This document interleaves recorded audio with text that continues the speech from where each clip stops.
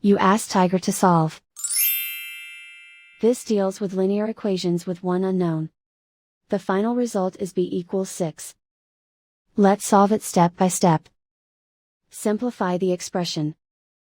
Expand the parentheses. Multiply the coefficients. Simplify the arithmetic. Combine like terms. Expand the parentheses. Simplify the arithmetic. Multiply the coefficients. Group all b terms on the left side of the equation. Subtract 36b from both sides. Group like terms. Simplify the arithmetic. Group like terms. Simplify the arithmetic.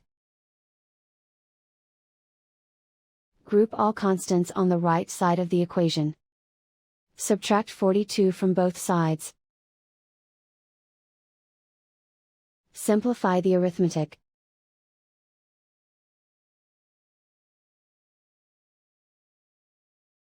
Isolate the b. Divide both sides by -13. Cancel out the negatives.